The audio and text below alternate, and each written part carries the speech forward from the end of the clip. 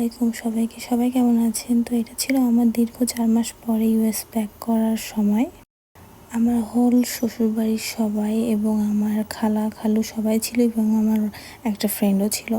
এটা ছিল আমাদের যশোর টু ঢাকার একটা জার্নি, জাস্ট 35 মিনিটসের একটা জার্নিটা খুব একটা খারাপ লাগে নাই, আমার জন্য খুবই ভালো লাগছে আর আমি খুব ইউজ টু এমন জার্নিতে। লাকিলি আমরা সামনের দিকে সিট পেয়েছিলাম। তো আমি একটু কিছু ভিডিও র্যান্ডামলি করেছিলাম আমার হাজব্যান্ডের সাথে, just to make some memories. সে বুঝছে আমি পিকচার তুলতেছি, but later it was a video. উপর থেকে যে কোনো শহর দেখতে আমার খুবই ভালো লাগে, তো রাত্রের শহর তো অনেক বেশি ভালো লাগে।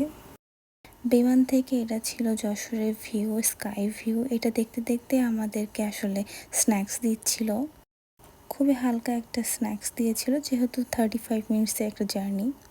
স্ন্যাক্সের মধ্যে ছিল পানি, কোল্ড স্যান্ডউইচ, সস আর একটা ম্যাঙ্গো বার। নট ব্যাড না। এদিকে খাওয়া দাওয়া শেষ করে আমরা চলে আসছি ঢাকার কাছাকাছি এবং উপর থেকে ঢাকার সিটিটা দেখতেও বেশ মজা লাগছিল আমার।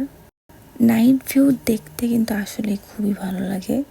তো এটাই এনজয় করতে করতে যাচ্ছিলাম আর ভাবছিলাম আবার কবে এই দেশে ফিরবো, আই হ্যাভ নো আইডিয়া। তো যেহেতু দীর্ঘ 4 মাস দেশে ছিলাম, সেগুলোর ভিডিও আমি আস্তে আস্তে দিতে থাকবো। আমি আসলে উইন্ডো সিটে বসতে খুবই ভয় পাই, কারণ এই টেক অফ ল্যান্ডিং এই জিনিসটা আমি আসলে অতটা এনজয় করি না। সামটাইমস করি, but most of the time আমি খুবই ভয় পাই। I think I have a height phobia, but I am not sure, কারণ আমাকে কখনো কেউ এটা বলা নাই।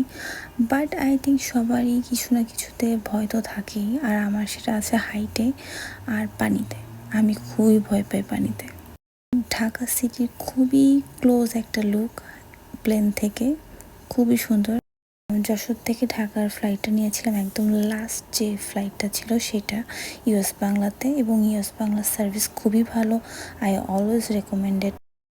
আলহামদুলিল্লাহ সেফলি আমরা ঢাকাতে পৌঁছে গেছি এবং আমার হাজব্যান্ডের অবস্থা খুবই খারাপ ছিল, কারণ সে এই বিমানে উঠতে খুবই ভয় পায়। তার কাছে মনে হয় যে কেন বিমানে যেতে হবে, মানে অন্যভাবে যাওয়া যায়, বাসে, ট্রেনে, car, whatever. But I feel like যে বিমানে অতটাও খারাপ লাগে না, একবার ইউজড হয়ে গেলে খুবই ভালো লাগে। আমরা ঠিক 8টার মধ্যেই কিন্তু ঢাকাতে ল্যান্ড করেছি, কিন্তু আমাদেরকে লাগেজ নিতে নিতে 8:30, প্রায় 9টার কাছাকাছি বেজে গেছিলো। ফ্লাইট থেকে নেমে ব্যাগ নিয়ে আমরা সোজা চলে গেছিলাম ইন্টারন্যাশনালের মধ্যে, কারণ আমার নেক্সট ফ্লাইটটা কাজ করতে হবে। Thanks for watching.